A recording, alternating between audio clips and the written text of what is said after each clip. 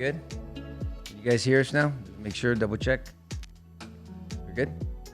Okay. All right, guys, welcome to another episode. Sorry, we had a little technical difficulties. We're late because of me, so I apologize. It's nobody else's fault. I was running late with the family and the kids. But for those of you who watch on a regular basis, thank you. We hope you get something of it. For those that are new, out of this, for those that are new or that are watching it late or at a replay or something like that, this is an Apologetics Podcast. It comes from the Greek word apologia. We're not apologizing for being Christians or followers of Jesus.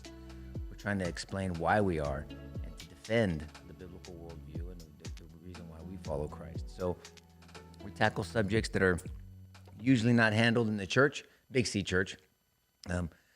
We're not politically correct. We're biblically correct. At least we try to be. We make sure that we really honor God and still hear music.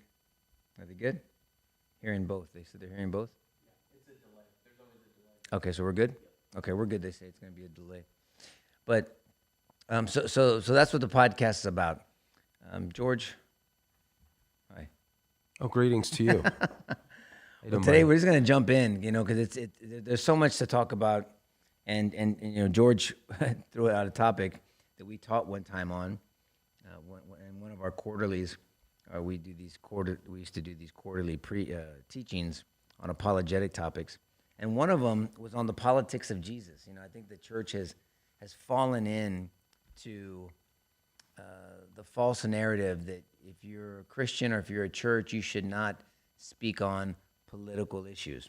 And now hear what I'm going to say first. It's not that you don't speak or should speak on political issues. We should handle biblical issues. The church should handle biblical issues. And if they happen to be political, so be it. What's political today wasn't political 20 years ago. And so you're seeing, in my opinion, this evolving of the church falling for this false narrative. It's a straw man argument. And for us, as followers of Christ, we believe that God is the same yesterday, today, and forever. So God doesn't give a crap about political issues. There are no political issues to him. They're just issues. Right?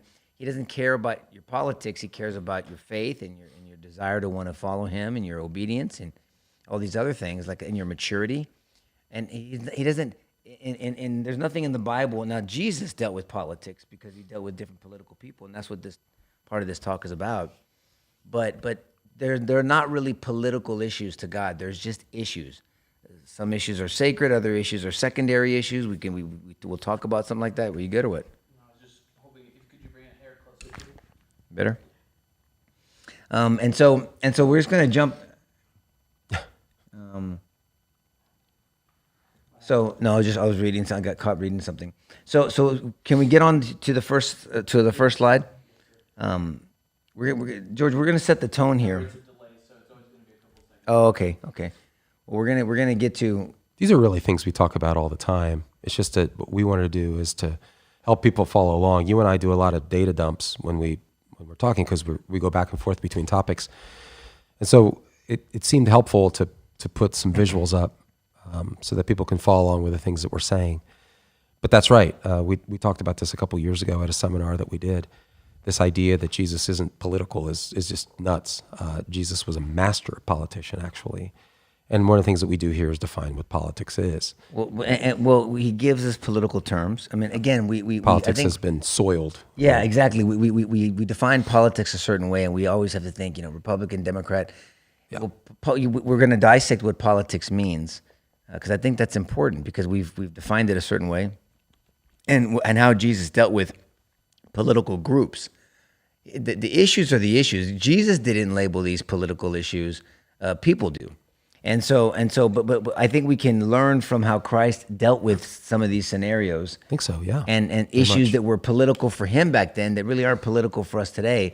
But it's the same playbook, so to speak, on how he handled them. It was always a biblical answer. It was very consistent, and he was shrewd about it. I think he was very strategic. Yep. It reminds me of very Matthew. Much. He's the one that said Matthew 10:16 to be shrewd as a snake and innocent as a dove.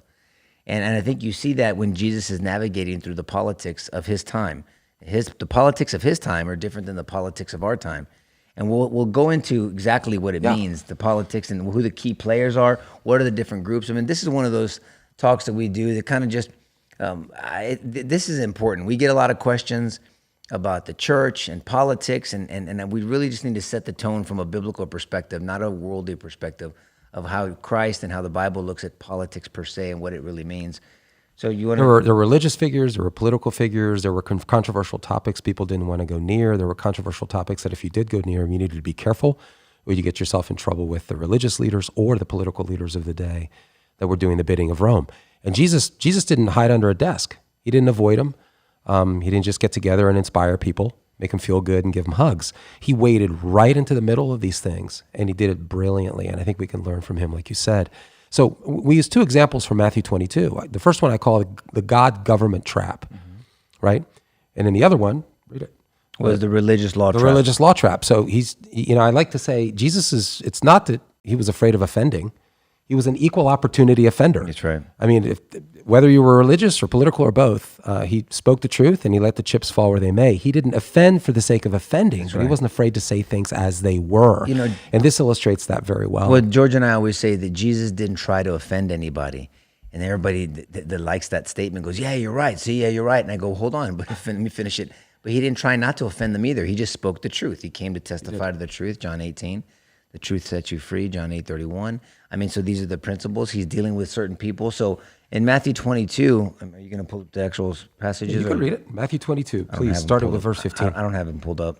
But this is where we lay the groundwork of God versus the government trap and then the religious law trap. He's trying to navigate through both. Yeah, and it's a conundrum. So paying the imperial tax, that gives you the context. If you go to Bible Gateway, you pull up the passage. I'm happen to be reading in the NIV. Then the Pharisees went out and laid plans to trap him in his words. They sent their disciples to him along with the Herodians. So we got a cast of characters defined here, and we're going to talk about who these people We'll are. define those in a second, guys. Teacher, they said, we know that you are a man of integrity. And that you teach the way of God in accordance with the truth. You aren't swayed by others because you pay no attention to who they are. Tell us then, what is your opinion?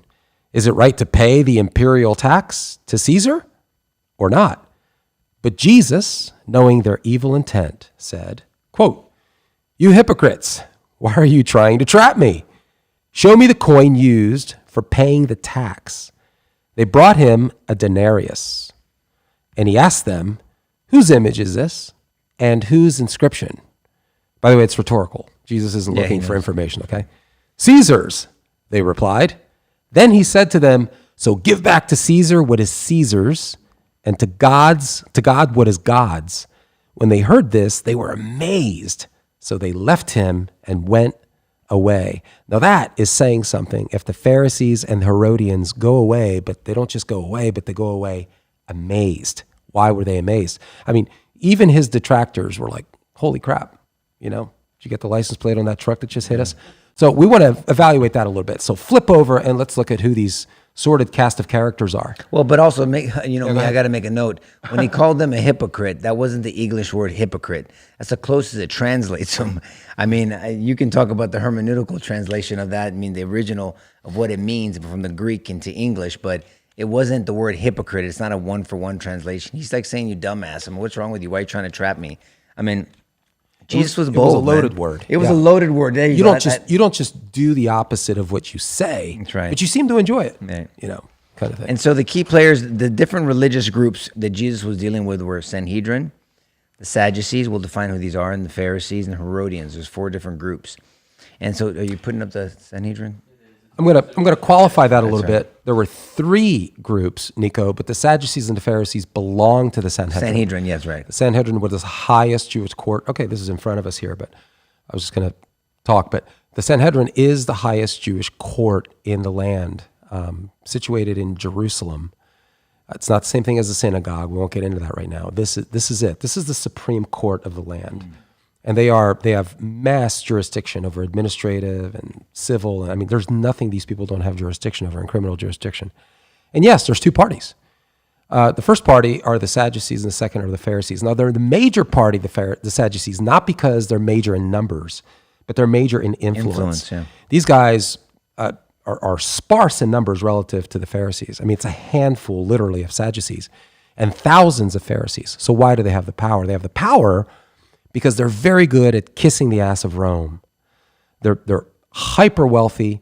They have a vested interest in keeping Rome very happy. There's tons of research to show that the political connections between the Sadducees and the Romans are thick, Nico. There's a lot of backroom conferencing, and there's a lot of backroom benefiting of the elites that these guys are. And so that's the angle. Now, religiously, they confine their beliefs to the first 5 books of the Bible. Right. They reject the entire Old right, Testament, yeah. but they only believe in Genesis, Exodus, Leviticus, Numbers, and Deuteronomy. They believe in the authority of those books, right? So if Moses said it, it must be true. Anything outside of that, But the prophets, the they writings. didn't believe in an afterlife. That's right. Which is interesting. That's right. Well, the Mosaic Law is silent on the resurrection. On the resurrection, right? On the resurrection. But an And afterlife. Jesus actually addresses that in a really subliminal way, which is very powerful in his response to them. But no, that's part of the trap. Part of the trap is that they know that Jesus, as a messianic figure, they know that Jesus believes in resurrection. And so, but the Mosaic Law doesn't. But Jesus claims to revere the law and to have fulfilled it, right? Right. So how can that be? That sounds like a contradiction. So Jesus wades through that contradiction very, very well. And we want to address that. So that's the Sadducees. The Pharisees are really sort of the merchant class, common priest. Most of them are business owners. This is the group that Paul belonged Yeah, if to. you think about it in terms of conservatives and liberals, the Sadducees are conservatives. But they're sort of the extreme right wing, right? They tend towards Militant. towards nationalism, but favoring Rome, interestingly enough. In other words, the governmental status quo, they're very devoted to. All right? The Pharisees resent that very much. The Pharisees and the Sadducees are normally at odds. And the Pharisees and the Herodians, which we'll talk about in a couple seconds, are also at odds. But notice how they're all unified here in trying to get Jesus. The enemy of my enemy Enemy is my friend. is my friend. So much is their disdain for Jesus. But the Pharisees is the common guy. They're sort of the liberal. They believe in a living constitution. They believe in the entire Old Testament. But what they've done is they've kind of sort of rewritten what it really means so that they can rewrite how to apply it. And Jesus often hits them on their hypocrisy. So he constantly challenges them for twisting the law. All of the Beatitudes. 600. Read Matthew 5:3 through 7:27, the Sermon on the Mount. You've heard that it was said, but I say to you this. You've heard, well, who's saying it? Who's saying it is the Pharisees. The Pharisees, again, as the common priest, are positioning the law as X, but Jesus is correcting the record. Here's what the law really means.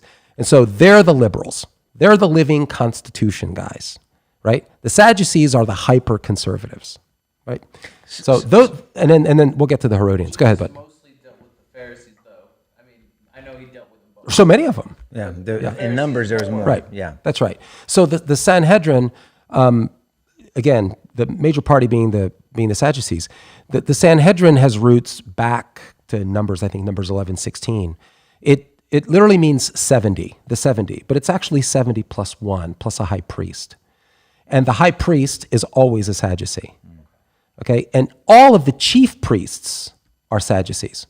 And there's really a handful of them, right? At the time of the trial of Jesus, you don't have 70 guys standing in a room, right? You have the chief priests, right? And a handful of Pharisees, interestingly enough. But so they've got the power here. They control temple duties. So when people are coming to the temple for Passover at the time of Jesus' death, those temple rituals are conducted by Sadducees, right? So those of you that are joining later, we're talking about the politics of Jesus and how, we just finished celebrating Resurrection Weekend. Most important, 1 Corinthians 15 tells us without the resurrection, we're all a bunch of liars and full of shit, essentially. That's right. And so we talked about Good Friday last week. We talked about his crucifixion and the historical aspect of it and what that did to you, hopefully, what it means to you. Hopefully it's something you reflect on and appreciate. And so this week, we're going to take the next couple weeks to talk about the politics of Jesus. People, I think the church has been goaded in to staying away from quote-unquote politics. And I think what you're going to see is God is not political. He is issue driven. He's principle driven. And what's political back then to them is not political to us, about what you eat, what you wear, if you wash your hands. I mean, those are if you're circumcised. I mean, those are their issues. I mean, the 613 laws, those are through the Pharisees that they added that right to the law. Was that the Pharisees that did that? Yeah, that's right. Yeah. So I want to make sure, because people hear about 613 laws, that were added, and the Pharisees are the ones that added them, right? They are the progressives. Right.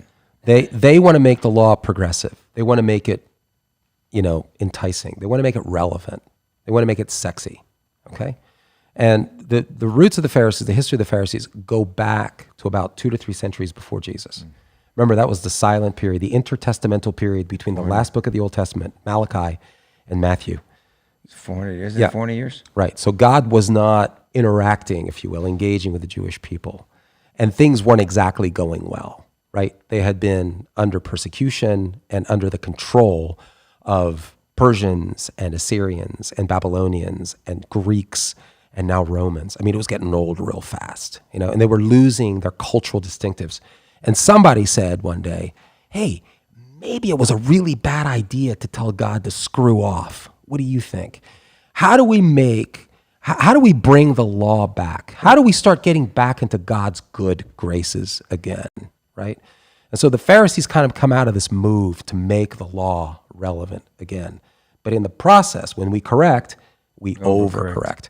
And that's really what you have here. You have a liberalizing of the law, and Jesus called bullshit on it. Let's talk about the Herodians real quick. The Herodians are not religiously interested at all. These guys are partisans, period. They're Meaning what? They're Jews, in some cases half Jews. Herod was a half Jew. He was an Idumean. He was not part of the people, an Edomite, basically a group of Jews that did not go through the Exodus. Let's put it that way. They were half Jews. Won't get into that history right now. But my point is, because of his background, because of his cultural background, Nico, Herod wasn't really that devoted to the cultural and religious distinctives of Judaism. Right. You with me? So he was installed, Herod the Great. It's not the Herod at the time of Jesus. But the Herod line, there were several Herods, and I list them there. But the Herod line lasted about 120 years. The first Herod, Herod the Great, who was alive at the time of the birth of Jesus, he was installed right around 37 BC. Installed by Rome. Exactly. Okay. He was a client king, right? These guys were dominated by Rome, conquered by Rome, but it was not unusual to have a vassal king or a client king who basically was a figurehead. He kept everybody behaving nicely, gave the Jews a sense that they still had their own nation, but at the end of the day, for political purposes, he did the bidding of Rome. You with me? And he prospered insanely, opulently, because of Rome. And these Herodians, had a vested interest in keeping that going because they benefited as well. Are they a big group of people? No, they were kind of insubstantial, but they were significant enough to have political power. Well, so we're talking about the politics of Jesus. I think it's important to define words. Polity, but politics, we're going to break that down. And the next slide is going to take a second to come up. So let's define politics. I think it's important to do. We should, that. yeah. Let's take a second. Right. So polity is what? That word is, how is that different than the word politics? Well, the polity is a group of people. Exactly. It's a group of people. The last word on that definition is where the next definition picks up. A group of people organized around a set of ideas. What kinds of ideas? Well, I don't know, principles, laws, theories, rhetoric, whatever. And that's what we always politics say. Is those ideas. Exactly. So that's what it really means. When we think of politics today, we think of Republican, Democrat, we think of platforms, political platforms. It's just a set of ideas. George and I have said this on R-Rated Christianity here. We say it on Sidebar. Ideas have consequences. Is it a good idea for a 5-year-old to choose his or her gender? Is it a good idea to talk to that same 5-year-old about sex, any kind of sex? Is it a good idea to have a 7-year-old play with a loaded gun? Is it a good idea for a 10-year-old to be able to consent to sex with a 30-year-old? These are just ideas.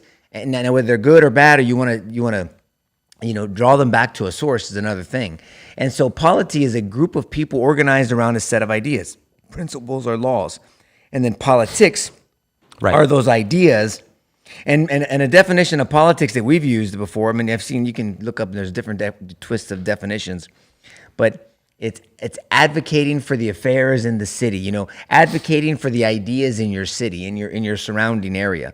I mean, I like these particular two. set of ideas. Right. These ideas, a set of people around a set of ideas, and then the advocacy used to influence another group of people. So you're trying to influence your neighbor with your idea. That's essentially what politics is. Matthew 28:19 is probably the most significant political statement Jesus gives us. Forget about 2 Corinthians 5 just for a second, where Paul tells us that we're ambassadors for Christ. That's a political statement. We are representing our home country, which is heaven, in a foreign land. That's what an ambassador is. Right. We are not of this world. We don't identify with being of the world. And then James talks about that in James 4:4, James 1:12. I mean, there's a lot of different areas where if you're friends with the world, you're at enmity with God. 1 John 2. I mean, so there's a lot of different areas where they're making this distinction between the world and heaven. And so in the United States, the Republicans are a polity. They Right. organize So are Democrats, around, right? A political party is simply an organization around those ideas, a political organization, a vehicle, to further those ideas. The Democrats, they gather around a set of ideas, right, and let the best man win. Right. And as we see, but Matthew 28:19 is that ultimate political statement. Political statement meaning a set of ideas, and so go into all nations, making disciples of all men, teaching them to obey all that I've commanded. It's impossible to do without working within a political framework. Right. That's right. Right. I mean, so but when you're doing this, you're going to make disciples, meaning you're making students for Jesus, teaching them to obey. Okay, well, that means that you have to identify if they're living life or doing something that's antithetical to what he's teaching, and then persuade them, not just with your words, but hopefully with your actions, to live life the way Christ did, not perfectly, that's right, but with an attempt. And so what we always say is always preach the gospel, and when necessary, use words. Right? So you should be doing your best to live it out, not perfectly. I get that. I mean, no one's asking for a perfect performance standard. Only Christ did that. But what I'm saying is, how can you persuade people of something, a set of ideas, if you're not persuaded about them yourself? So a criticism in the past of the church is that you guys don't believe this shit. How the hell do you guys don't live it out? Your divorce rate is the same as our divorce rate. I mean, you guys lie, cheat, and steal like we lie, cheat, and steal. You guys commit adultery like we commit adultery. Yeah. You guys are arrogant son bitches, and you guys, you don't believe this shit. And if you really believed that when we leave this earth that we're going to be forever separated from God, then why aren't you acting like you care that I'll be separated from? I mean, this is all I'm saying is if you can't distinguish a set of people called Christians that look a little bit different, that live life a little bit different, a lot of bit different, especially today, than the world, well then, you have to question, is there a faith issue? And that's what we've been talking about for years. That's exactly right. I just want to be clear. We're not suggesting there was ever any time when the church was perfect in living out the commandments of Jesus. We're always going to fall short. But what we see right now is not the church trying really hard to be obedient and trying to be faithful. We don't see that. What we see right now is lots of apathy, and we see lots of ignorance, and we see lots of cowardice. That is a recipe for disaster. So it isn't just the fact that we're sinners here. It's just deliberate. I mean, the church is deliberately, it seems to me, walking away from the commandments of Christ because it's setting it at odds with the culture. Right. That's the point. And so what we're trying to show here, how did Jesus, because he's our standard bearer, how did he do when his ideas, his principles, when the truth of God, which is the only truth that matters, clashed with the culture? And so we're working our way through these players that gave him a hard time, trying to show who are those religious and political figures and who are those just rank partisans, right?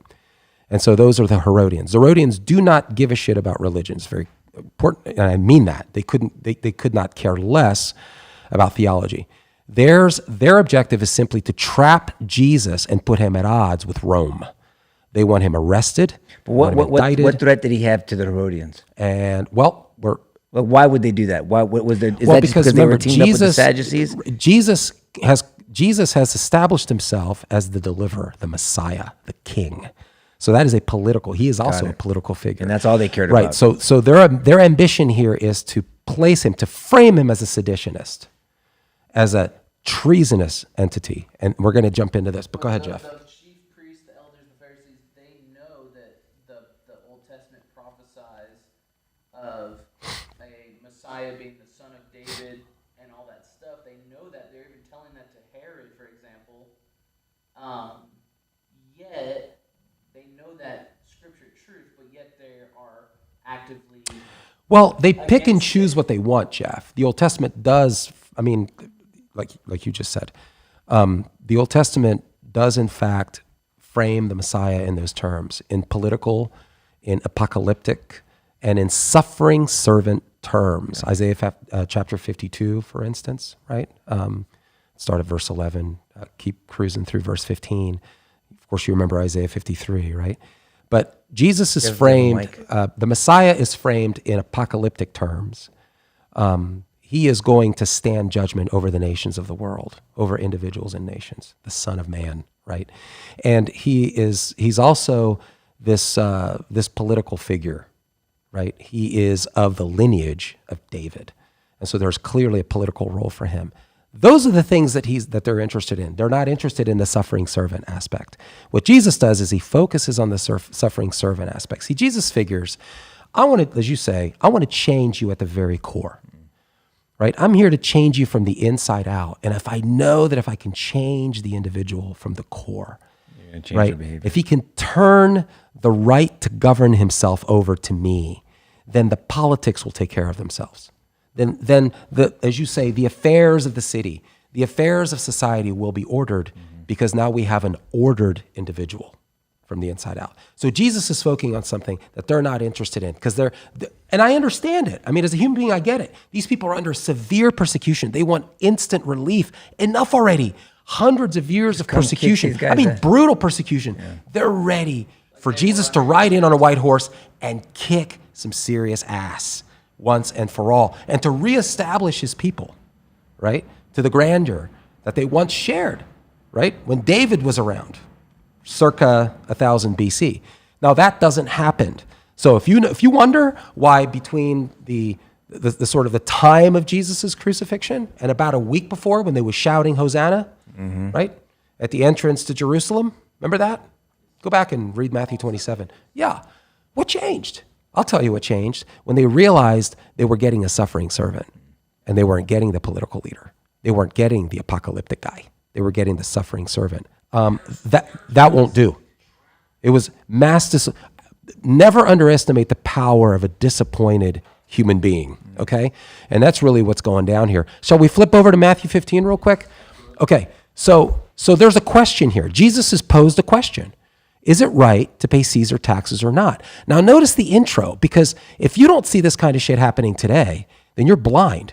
Every time I hear, my friend across the aisle, my dear friend across the aisle, Republicans talking that way to Democrats, and Democrats talking. Now we know in truth they're not friends at all, right? Two minutes later, they're calling themselves assholes, and they're doing everything they can to undermine each other. Well, you have this kind of massaging going on here. They basically are trying to take Jesus off guard by throwing a bunch of flattery at him.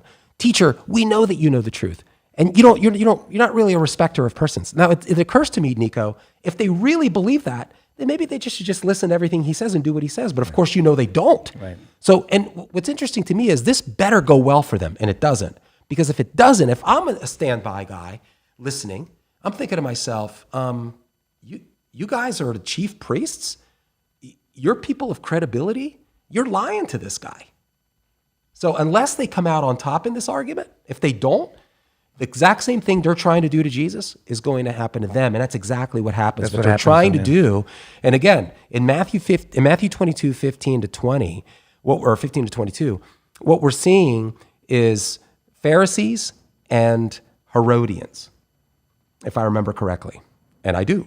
So, yeah, 22. Matthew 22, starting in verse 15, and what you see is this weird, this weird cooperation and collaboration between the Pharisees and the Herodians, who normally hate each other.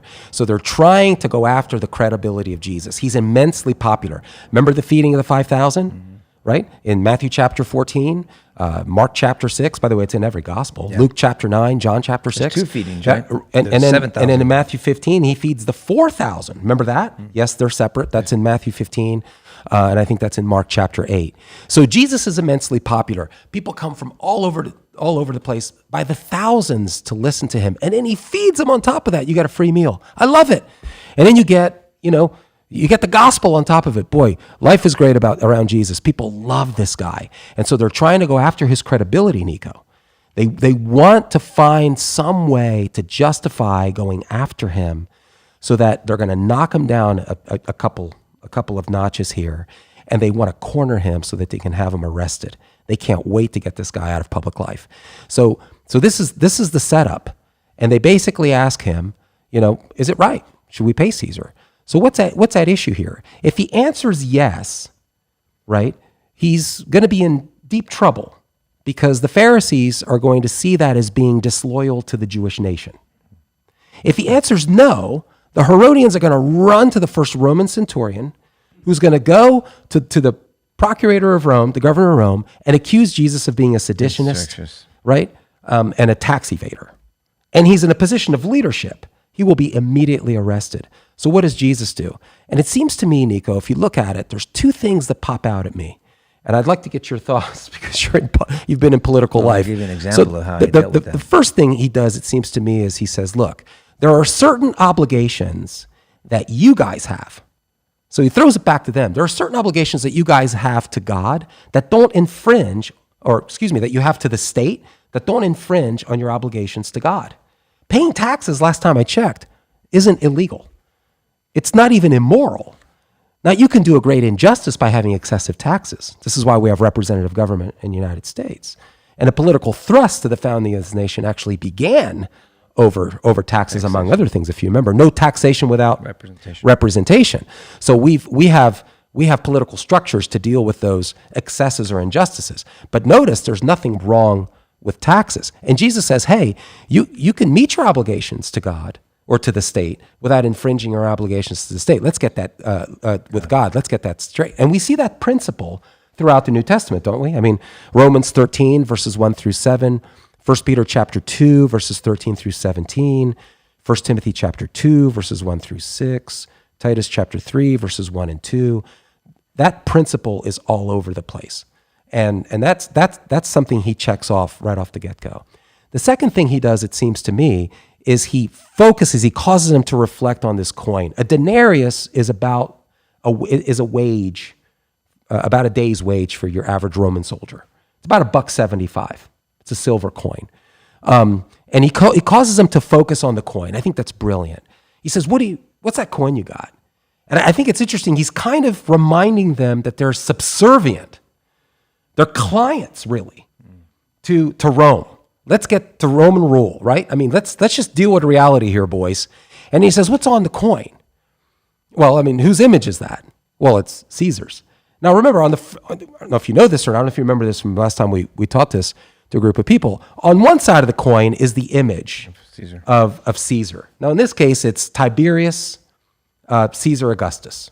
This is the nephew of Caesar Augustus, the first Caesar, Octavian, right? And that's his image. But if you flip over, there's an inscription. And it says, Tiberius, exactly, Tiberius Augustus Caesar, son of the divine Caesar. And what is interesting is that Jesus causes them to reflect on that. And then he says, render to God what is God's, or render to Caesar's what is Caesar's, and render to God what is God's. So give due to whom it is due. Right? Now we should pause and think about that for a moment. What does he do? He literally differentiates between Caesar and God. On the coin, Caesar is God.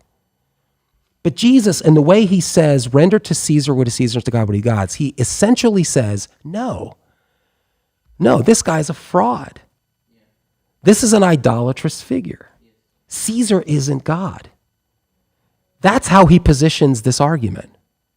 And all of a sudden, the argument stops, and they're amazed because he manages to obey both Roman law and still maintain the sovereignty and the unique deity of God. And he differentiates between the two. I think that's... Which gives personal, personal liberty being the most important of those, right? The individual's right to, where we received our rights from God in the United States. So, that's the important thing, right? Do you have a microphone? No, I think that's right, Tyler. We've gone through great pains in our Constitution and Declaration of Independence to say there is a God, and it's not the executive branch, and it's not the legislative branch, right? And it's certainly not the judicial branch. In fact, the system of government prior to ours, Nico, if you remember, we talked about the divine right of kings, that when the monarch spoke, right, when King George spoke, he spoke for God, right? And so what Jesus does here, in a really speaking to the monarch, I mean, there really wasn't a parliament. There was a Roman Senate, but by this time they were more like figureheads. Because, I mean, Caesar is king. He's an emperor. And I think what he's doing, brilliantly does here is, look, I realize that this is the coin. I realize this is the coin that Tiberius has issued to pay the tax. That's legal. He can do that. It's his kingdom. But this is a very inaccurate, fraudulent statement. Now, how can I make a statement that declares that untruth, but at the same time, I explain that we have a right to follow the rules and the laws of our government, or we have an obligation to do so. And we can do it in a way that doesn't violate our obligations to God. Notice how he navigated all of those things. He called out idolatry where he saw it. But he didn't do it by trying to overthrow a government. He didn't put him in a corner. And so I think that there's ways to learn from this, right? It's brilliant.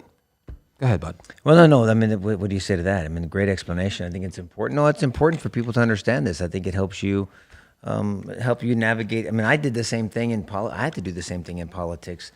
I'll give you an example that I usually say. I went back and watched your videos. I mean, you did do that. I mean, well, there was a time. There was a time where I was throw 'em red meat. I was approached by, when I was campaigning, it was before I was elected, I was approached by the Gay Pride Parade representative to donate to the parade. And I asked them to meet. It was a guy that I was very familiar with, a really nice guy. We had a good relationship. I asked him to come to my office, and we talked, and I told him, do you know my story, my history, my journey? Well, I've heard some of it, and I kind of gave him the Cliff Note version. And I said about my brother being murdered and being arrested and all this other stuff. I said, you know why I sit before you, a man of peace now and joy, and I found purpose in my life because of my relationship with God. And he goes, well, I'm Catholic. And I said, well, okay, then you're Christian. And our faith then tells me that I can't endorse anything or support anything that God doesn't endorse. And I don't mean that to be disrespectful. I'm just being honest with you. I mean, God is first in my life, over my family, over everything. That doesn't mean I'll let anybody abuse you, hurt you. You're an image bearer. I'll be your friend. I'm just not going to bullshit you and be some fake ass, person that will tell you what you want to hear and then tell somebody else what they want to hear. And he looked at me and he said, you know what, I really appreciate your honesty, and I think you're still the person for the job. And we shook hands, and we were, we were very cordial with each other. And then so months later, I get into the general election, and this right-leaning, very, very, very conservative group calls me. And at that time, I was running under the Democrat platform, very different than today, and obviously. And so he goes, you're the first Democrat we're ever going to support. And I said, I'm honored, thank you. And he goes, you know why? I said, no. And there was like 8 or 9 of them there. We're at a restaurant. Because you're very open. You're not afraid to defend your faith. And I said, well, no. And I gave him all the passages, Matthew 10:32, Luke 9, Luke 12, Mark 8, Mark 13, about being ashamed of God. I'll be ashamed of you, and deny me before men. And I knew there was a but coming. He goes, but we heard that you were endorsed by this one LGBT group. And I said, oh, okay, good. I didn't know. He goes, what do you mean you didn't know? I was like, I didn't know. I didn't. I mean, what's on the internet? I said, well, then it has to be true if it's on the internet. I was getting a little sarcastic. I was irritated, but I was trying to control myself. And then he goes, well, if they endorsed you, would you I think the word he uses was repudiate. Would you reject? Would you repudiate their endorsement? And I paused, and I said, if they endorse me, and we can confirm that, I will repudiate their endorsement if you can show me in Scripture where Jesus ever repudiated the endorsement of any sinner. And he's like, oh, well, that's a strong word. And I started backtracking, and I said, look, this is between you and the Holy Spirit. You got a guy that you self-admitted is not ashamed of his faith, and you just got to make a decision. I want your support, but I don't need your support. I'm not going to turn God away. I'm running for office. I mean, if somebody votes for me, then they've endorsed me. So I want everybody's vote, but not at all costs. And so what I did was I met both people. I hope I did it in a way that was loving but courageous, and I explained both. I didn't give either group the answer they wanted, but in that setting, in that time, I got the support of both groups at that time. I'm not saying it stayed that way. But you answered the question. That's the point. You didn't answer, like you said, you didn't give them the answer that they wanted. You affirmed what was true. You denied what wasn't. And most importantly, it seems to me, the delivery, you didn't rub it in their face. No. Now, Jesus could have made a big stink about the fact that there was an idolatrous image on that coin, right? He could have. And he could have been arrested before it was time, and things wouldn't have gone according to plan. In other words, remember, they sort of buttered him up. Yeah. They try to get him off guard by feeding his pride, guard by down. baiting his pride. So, he could have thought, wow, I can be the man right now, right? I got everybody looking. I don't just have those sorry asses who are hungry and needed a sandwich last week. I mean, these are the boys. Now's my chance. He could have done that, but he didn't. And so I think the parallel's perfect. Answer the question, explain what's true. Why is it true? Here's my standard for the truth. Right. And here's why, by my standard, what you're saying is untrue. But we have common ground here. Can we move forward? I don't know. I think the parallels are great. I think it seems to me all of us should be trying to find those parallels, right? But it requires knowledge. It requires some understanding, Nico. That's why we always say transformation through information.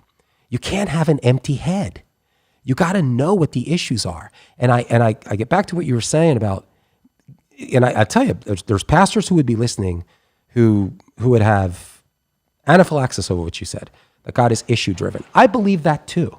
I do. Meaning issues of heaven, not issues. An issue is really a compilation of ideas. Yeah, that's what I meant right? by that. Yeah, exactly. And so, God cares about marriage, right? Yes. That's an issue today. God yeah. cares about life. That's an issue. God cares about gender. That's an issue. God cares about honoring parents. God cares about marriage. God cares about a lot of sex. I mean, he cares about these things. They're sacred to him. So those are the issues. But not everything has the same priority. Right. Not every issue has the Right. same priority. Right. And so I think it's dishonest to say God is an issue driven. I've heard it said, and it's just not true. He is. Isn't. You're saying it's a dishonest. God is issue driven because yeah. those issues embody or represent ideas that he cares very deeply about. Now, there are issues he doesn't care about, and perhaps we shouldn't care about either. True enough. Just like in the scripture, there's primary and secondary and tertiary doctrines. There are doctrines of varying importance. When you get to doctrines about God and doctrines about Christ, theology, Christology, right? Doctrines about salvation. Those are kind of deal breakers, aren't they? So are doctrines about marriage? Now, is there a doctrine about marriage? Well, not really, but there's doctrines that implicate how we see marriage, right? Doctrines about humanity and the uniqueness and the exceptional nature of human beings and the fact that we're male and female. And of course, that frames how God relates to people, right? And how we relate back to him. I mean, it matters. Those things matter. It's how he created us. And he made a big deal out of it in Genesis 1:27. So God is issue driven, but not all issues are created equal. That's right. True enough. Let me know when you're ready for the next part. Well, let's finish off here with the politics of truth, and I think that's a good cutoff point. I'm gonna read this the second part, marriage at the resurrection, and then perhaps we can shut up after that and put a truth capstone on it. That same day, the Sadducees, who say there is no resurrection, came to him with a question. We've changed political figures now here, religious. Teacher, they said, Moses told us that if a man dies without having children, his brother must marry the widow and raise up offspring for him. Now there were 7 brothers among us. The first one married and died, and since he had no children, he left his wife to his brother. The same thing happened to the second and third, right on down to the 7th. My gosh, talk about really bad luck. Finally, the woman died. Oh, geez. Now then at the resurrection, whose wife will she be of the 7, since all of them were married to her? Jesus replied, you are in error because you do not know the scriptures or the power of God. Now, at the resurrection, people will neither marry nor be given in marriage. They will be like the angels in heaven. But about the resurrection of the dead, have you not read what God said to you? I am the God of Abraham, the God of Isaac, and the God of Jacob. He is not the God of the dead, but of the living. When the crowds heard this, they were astonished at his teaching. This is absolutely brilliant. This is an absurd example, Nico, that they bring, but it's brilliant. It's based on the levirate law of Deuteronomy 25, 5 through 6, which, by the way, was a compassionate law. It was the idea that if a man died, that his widow would marry his brother. Right. And that would protect the woman, because women were vulnerable in those days. It would protect the woman, keep her within a family, a loving family, and it would ensure the carrying on of the family name. And so basically, the brother-in-law would marry the widow. The first child from that union would be the heir of the deceased brother. Okay, so they're basing this on the levirate law, and a lever is a brother-in-law, right? A brother of a husband. So what they're saying is, basically, this absurd example that she is married to and widowed to 7 of them, and then she dies. So there's no children from any of those unions, and then she ends up dying. And so at the resurrection, whose wife is she? I mean, there's no reason why one of them should be more of a husband than the rest. So here, they're trying to trap Jesus here. What's the conundrum? The conundrum is, Moses is silent on the resurrection. That's true. But yet Jesus claims to believe in the resurrection. So you're going to be in a contradiction, buddy boy. And so what does Jesus do? And the first thing he does, it seems to me, I think is brilliant. And I think we try to talk to people about this on a routine basis. Never cede a shitty premise when you have in an argument. Challenge faulty assumptions. What Jesus challenged is that a belief in a resurrection required a post-mortem carrying on of earthly customs. The idea that marriage carries on into life after death. So Jesus blew that apart and said that's not accurate at all. And so what he did right there at the beginning is he blew the argument apart. If I had been in the audience, I was like, there's really nothing else to talk about because you've given me a third option. That's awesome. I didn't realize I had a third option. And then what he does is he goes, how do we say this? He adds insult to injury a little bit, but he does it in a real classy way. He basically sort of rubs it in the Sadducees' face a little bit here, that the resurrected state of men and women is kind of like the angels. He affirms the existence of angels. Yeah. And he basically says that there's no procreation, man, just like the angels don't procreate. And really, the fundamental purpose. But the Sadducees don't believe in an afterlife anyway. Exactly. So they don't believe in a resurrection, but they also don't believe in angels. Yeah. So he continues further and kind of emphasizes that the Sadducees at odds, and in the process he reminds the Sadducees of a battle they always have with the Pharisees, because the Pharisees do believe in angels. They do believe in the resurrection, right? They do believe in life after death, and so he accentuates tensions between those two groups, even though they're trying to unify to get him. And then lastly, I would say, and I think this is my favorite part, is that he quotes Exodus 3:6. And I think this is absolutely beautiful. He could have gone to any other passage. It doesn't talk about the resurrection, but it implies very clearly that there's a resurrection. What does Exodus 3:6 say? He quoted it.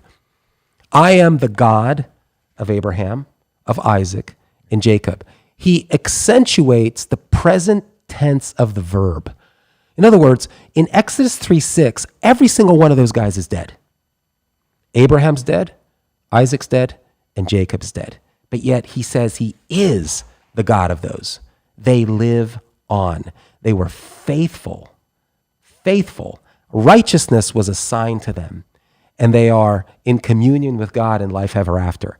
He is the God. He said it back then. So Jesus is clearly saying that even if you're a dead patriarch, and you are a faithful one to the living God, there's resurrection for you. I love that. He didn't have, some people have argued, he had to argue Exodus 3:6. Well, he argued Exodus 3:6 because it was politically brilliant. He established common ground because the Sadducees recognized the authority of Exodus 3:6. But he could have used other passages. He could have used Daniel chapter 12, verse 2, or even Job chapter 19, verses 25 to 27. There's a myriad of other passages he could have used to make the same point, but he didn't. And so the whole thing collapsed. Absolutely brilliant. The crowd sits back and says, wow, holy crap. Not only did we get a great lesson, but he absolutely crushed a deceptive group of individuals. So I love that Jesus was educated, informed, calm enough to navigate these things, Nico. And I think there's a lot to learn from it. There's a lot to learn from that. But that makes sense? I hope it makes a lot of sense to people. I hope you benefit from that. It's important to dissect this, to understand the cultural and the political and the historical aspects to the Bible too. It's not just a faith book or theological book. I think next week we'll pick up on the politics of truth. We'll do that, guys. I hope you guys enjoyed this. We do some of these teaching sections, or absolutely. Every once in a while we do that instead of just about current events. I mean, I think they're both important, but I hope this will benefit you, because there's so much politics going on today, and the church is really sitting back, and they're not engaging. I mean, some of the things we've talked about in the past, from kids being taught and being indoctrinated, and I just showed George a video of a Alaskan governmental body that they did an invocation to Satan to open up the meeting. Absolutely insane. But state government. I'll show you in a second. And we'll talk about that later. But hopefully, guys, if you join us next week, share this with someone you think that'll benefit from this, and we'll see you guys next week. Have a blessed week.